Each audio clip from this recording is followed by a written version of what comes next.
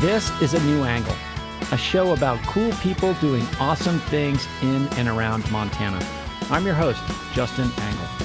This show is supported by First Security Bank, Blackfoot Communications, and the University of Montana College of Business.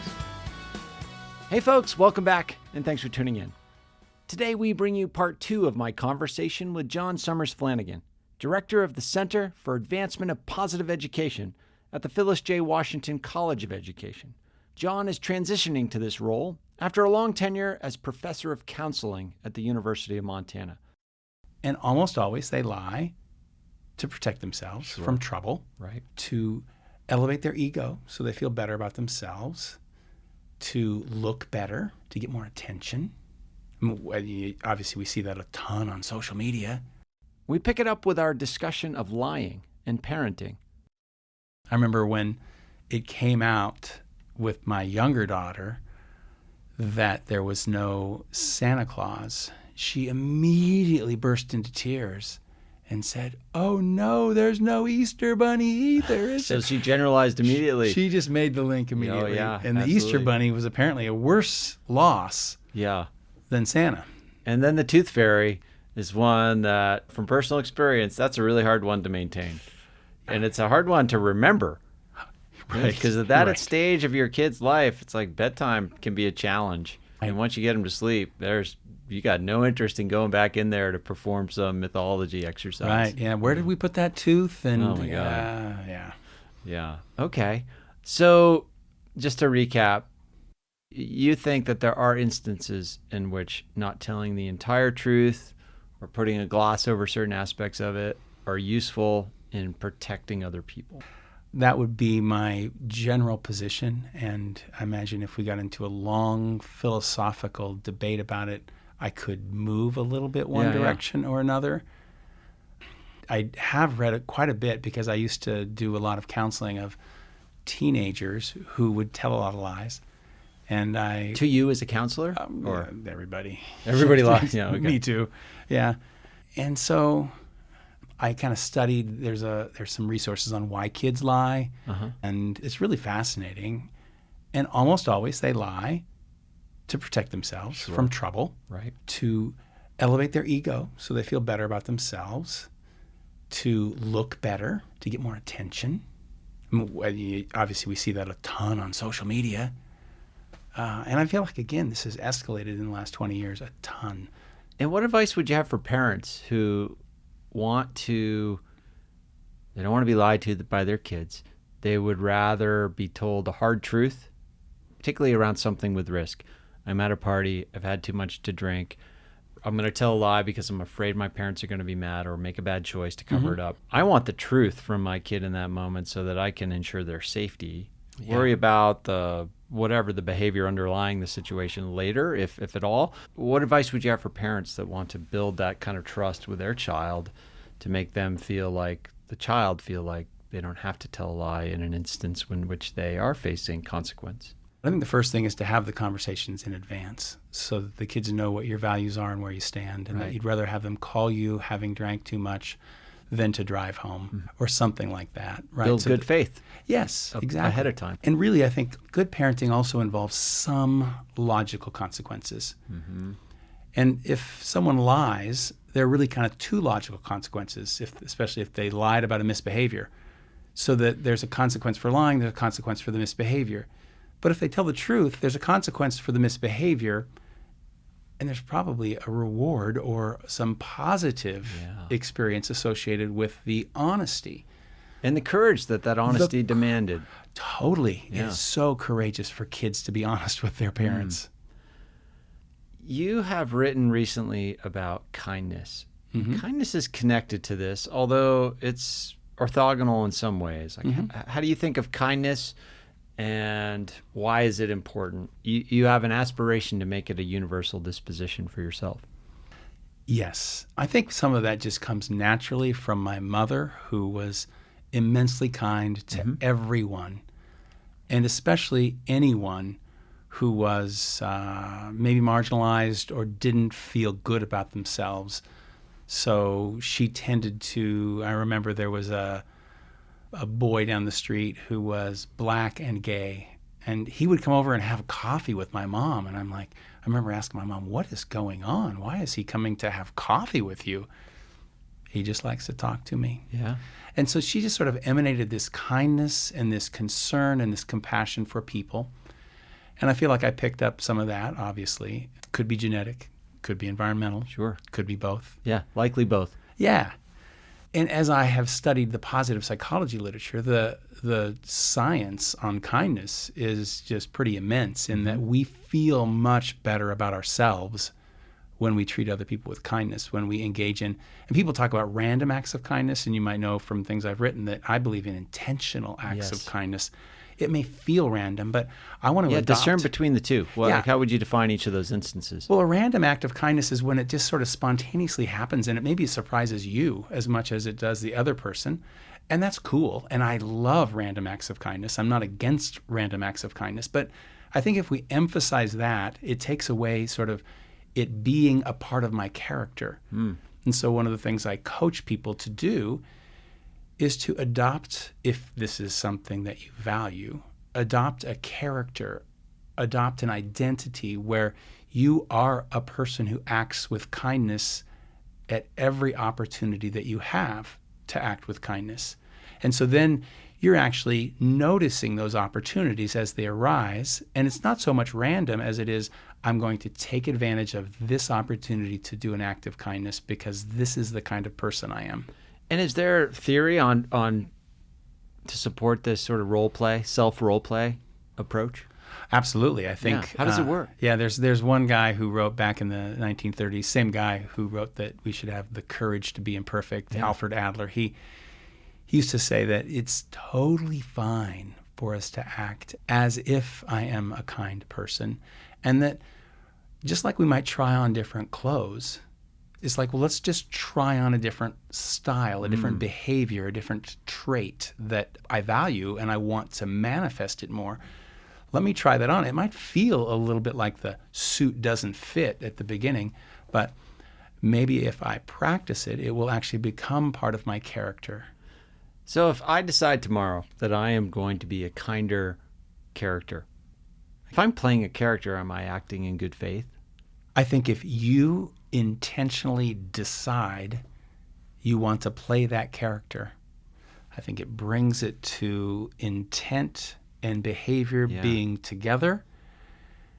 And sure, maybe you're trying hard to be kind, harder than you used to. Does that make it ingenuine? Not as long as I think you've made that commitment, you've made that intention to be that way. Then I think it's pretty honest. You're just working on it. Yeah, that makes sense. So you mentioned a few moments ago confirmation bias, right? Mm-hmm. We were constantly scanning for information that comports with our prior view of the world. We consume media that makes us feel good, and the reason it makes us feel good is because we tend to agree with it, right? Or the things you mentioned, the things that irritate us, they irritate us often because they make fun of people we don't agree with, right? Or it points out malfeasance from someone we don't agree with. Right. How do we break out of that? Yeah, I mean, such a great question. And, the first thing I think is awareness. And another thing is to really bracket our pre-existing beliefs. And to be able to say, okay, I've got this pre-existing belief. I need to bracket it, put it to the side, and evaluate each offering that the media or the politician or whatever brings up independently. That takes a lot of work, right? It's a heavy lift. I'm reminded of an old story of Yogi Berra. He became the coach of the Yankees, and he's in the dugout, and there's a close play at second, and his player is called out. And Yogi, and he has a big personality, he emerges from the dugout, runs out on the field, and just starts berating the umpire and saying, "That is completely wrong. My player was safe." And the umpire tried to reason and said, "Yogi, I was like 5 feet away. You're sitting in the dugout 90 feet away. I think I had a better view." Yep. And it just made Yogi more angry, at which point he said, "I wouldn't have seen it if I hadn't believed it." Exactly.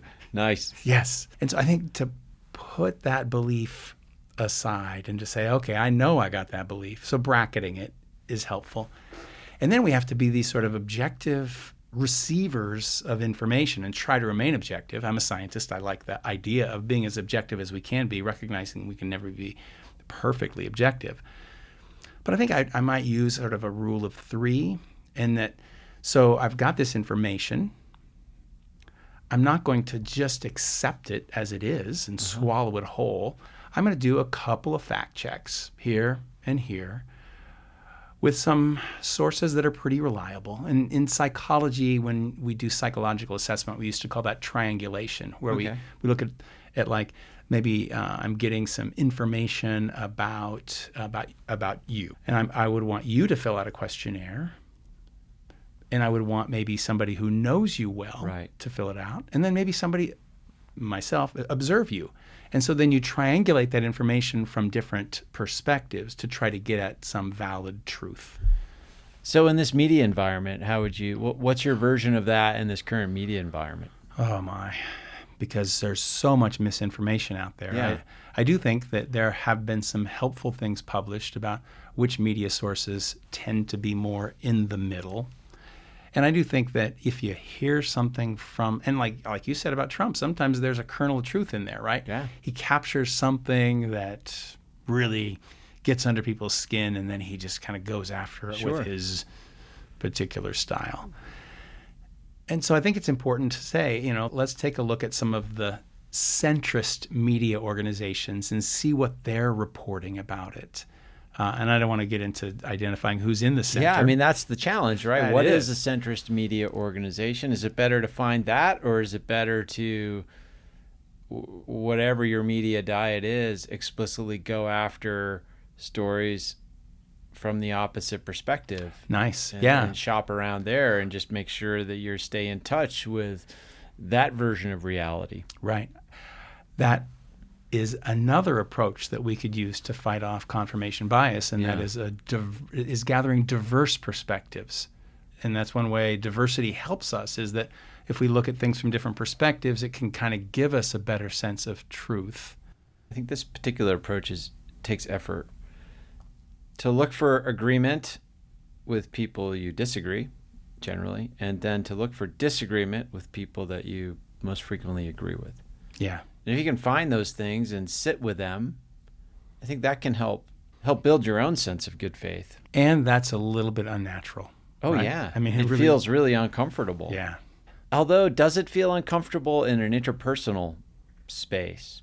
In some ways, like if you and I disagreed about a thing, if we were to work out a scenario like that just between us, I feel like it would feel really good. It'd feel almost invigorating. Yeah, yeah. I've had it happen in this room in podcasts where, like, I'm talking to somebody, we disagree about an issue, then we find a piece of common ground, that we recognize that there's areas where we differ and areas where we agree, and it's really fun and engaging to kind of identify those nuances in an interpersonal relationship. Just at a institutional level, it becomes much more complex for some reason. It does. And I think in the interpersonal domain, to disagree is really a statement about the trust in the relationship. Right. And if you have reasonable foundation to the relationship, you're probably both going to work on that and recognize it and respect one another's perspectives.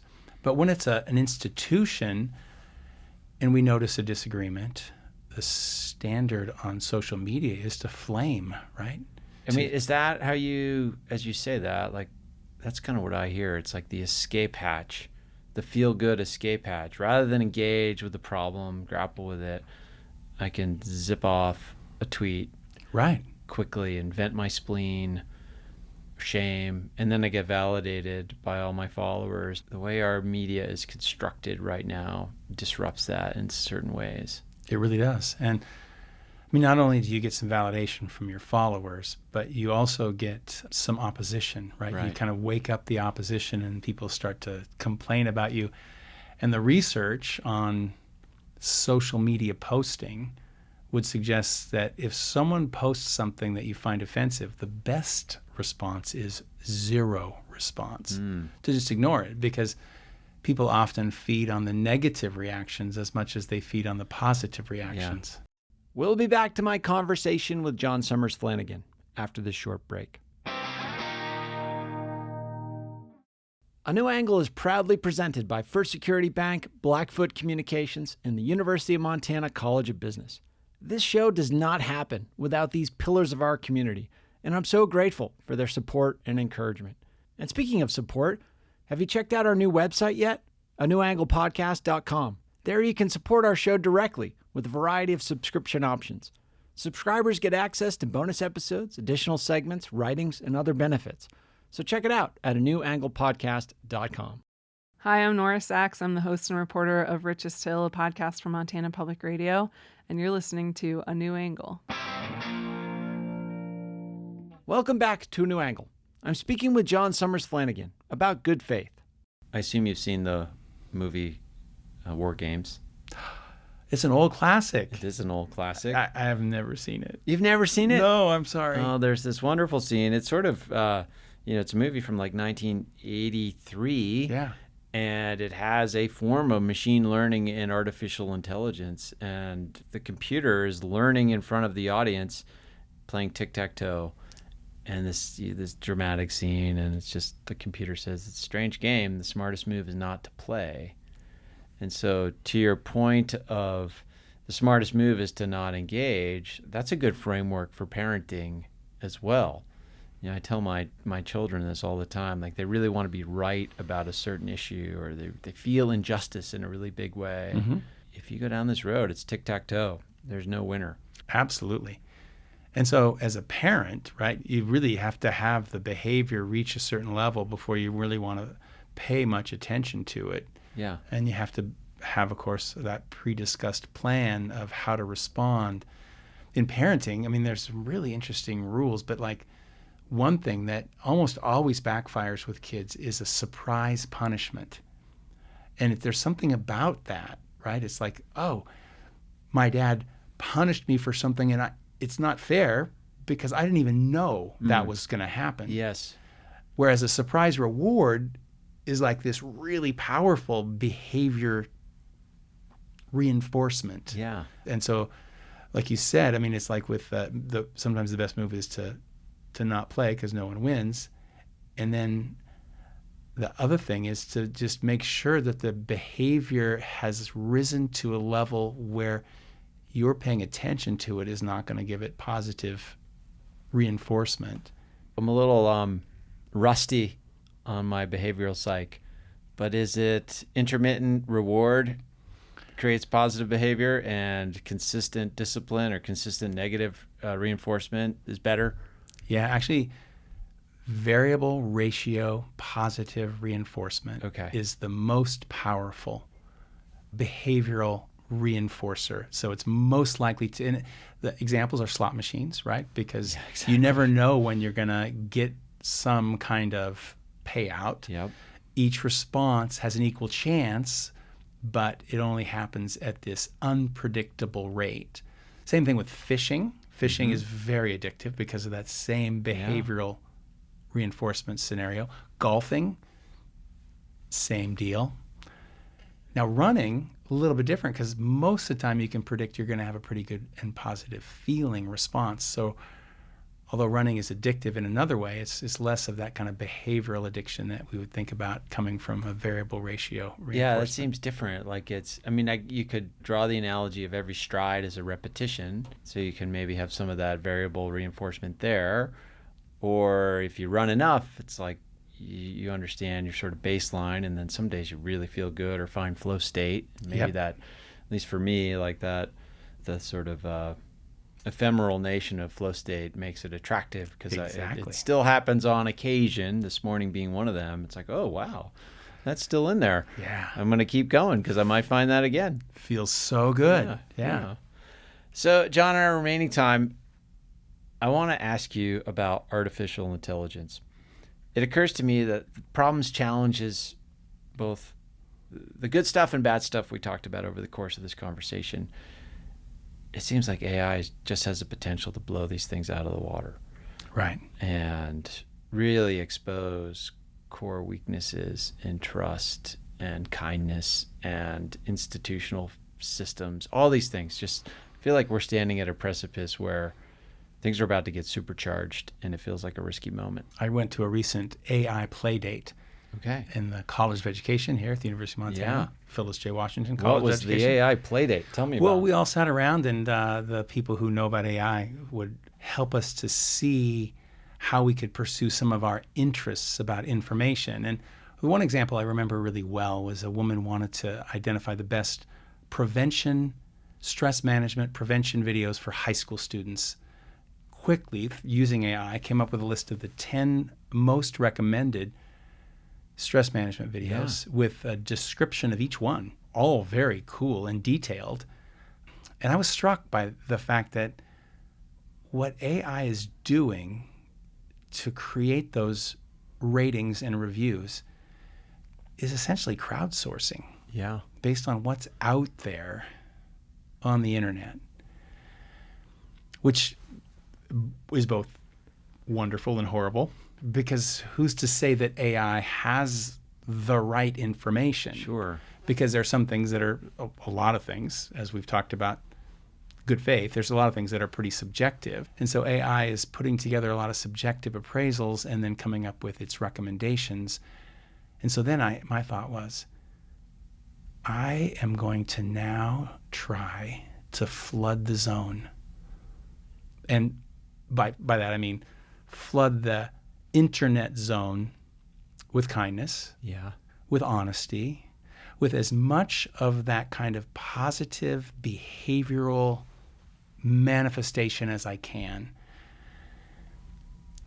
Because I think that's a value that AI needs to be exposed to. Sure. As well as, and not that it won't be exposed to it, but I feel like the proportion of that kind of negativity that's out there, that it would be really easy for AI then to absorb a lot of that negativity and then begin to contribute Yeah. to the over-focus on what's wrong with humanity and what's wrong with politicians, and really then perpetuate that more negative mental frame that I think all of us are sort of affected by right now a lot. So I think that's a noble pursuit, and I support you in it. Thank you. However, it does seem as though that hinges on an assumption of good faith on the part of the AI. Right. Your frame is that AI is an accurate representation of the information that's available. Yep. How do we know that it is? Well, it's Who's not. pulling the strings? The purveyors of these AIs will not tell us or cannot tell us how they make decisions. Then how do we trust? Right, and I think there are two big flaws in there, right? One is the people who control the AI, and that's what makes AI especially dangerous, is that it gets into the wrong hands with people who have malevolent intent.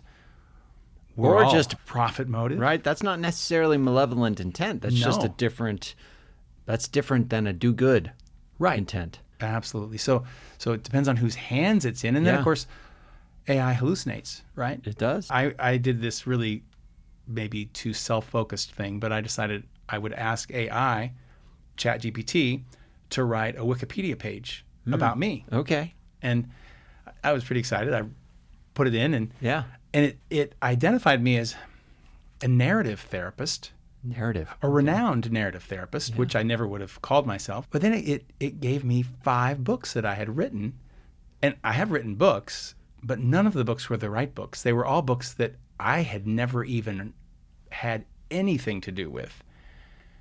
And it didn't get any of the books that I had written. Yeah. And it's like, wow, that is so far off. And I've heard the argument that it'll get better.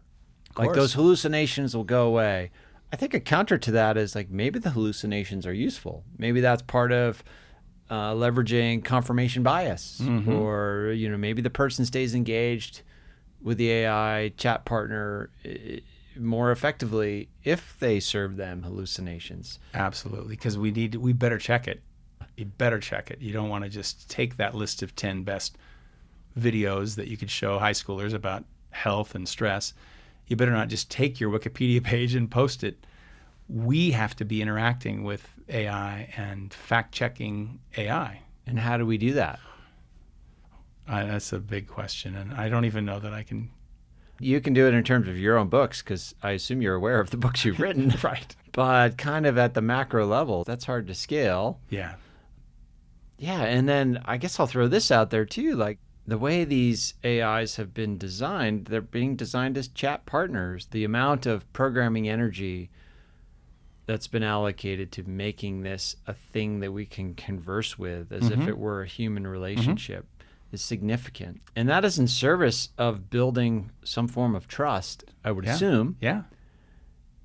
I thought that trust is just based on style. It's not based on substance. Right. Yet at the same time, I've had students tell me, I trust ChatGPT more than I trust any human in my life because it never lies to me. It's never betrayed me. It's never disappointed me. That's hard to get my head around. Yeah, I mean, the AI, ChatGPT, it can feel like a relationship. Yeah. And it's a relationship with an it, right, with a thing. But that is not a substitute, shouldn't be a substitute for the real interpersonal relationships that maybe sometimes your trust is violated, and maybe sometimes you do what you talked about doing with your kids. You go through that repair cycle because you care enough about the relationship to try to restore the trust. And there's something dynamic about that that's not going to happen with the AI, despite the fact that the AI, some of the AI people at this play date said that the AI had given them nicknames. Interesting. Yeah. Wow. Yeah. Lone Nicknames Wolf. Lone Wolf was one of the AI people said, oh yeah, ChatGPT or whatever the program was has nicknamed me Lone Wolf. So that's how they address me. And did they feel good about that? Like, I'm tickled this thing called me Lone Wolf? Yeah. Wow. That feels, I don't know how to feel about that, John. There's a lot of stuff that came up today that I'm not quite sure how to feel about. And I think the AI thing, kind of back to one of the questions you asked me, was, check, cross-check, do the triangulation, we all sadly have to try to be not just kind people, but objective scientists in evaluating the content and the information we get from AI or other forms of media. Gosh, it's this tension between the project of discerning, which is essential and effortful, and the project of trusting, which is also essential and effortful. Yeah. How do we live with both in the same body and the same brain? I thought technology was supposed to make it easier. Yeah. I'm not sure that's worked out that way. I think that's probably a great place to end it. John Sommers-Flanagan, thank you. Thank you so much for the opportunity. If folks want to learn more about your new center, your work, your blog, where would you direct them? Well, I have a blog that's johnsommersflanagan.com. Our center is so new, we don't even have a website yet. Amazing. Within the university. But as we talked about, sometimes things are a little bit at a different pace at the university. We hope in the next month we'll have one. So you could look online. We're in the Phyllis J. Washington College of Education. That's where people can find me and some of the work that we're doing. And so those are probably the two best places. I also have a small LLC called the Montana Happiness Project. The cool thing about our blogs, they're all free resources if people are interested. John, thanks as always. Great to reconnect and shine a light on all the great work you do. Fantastic. Thank you. Thanks for listening to A New Angle. If you like what we do and want to support us directly, please consider a subscription at anewanglepodcast.com. A New Angle is recorded at Studio 49, a generous gift from UM alums Michelle and Lauren Hansen. Our presenting sponsors are First Security Bank, Blackfoot Communications, and the University of Montana College of Business. Kelly Larson is our producer. Maddie Jordan is our production assistant. VTO, Jeff Ament, and John Wicks made our music. And Jeff Meese is our master of all things sound. Thanks a lot, and see you next time.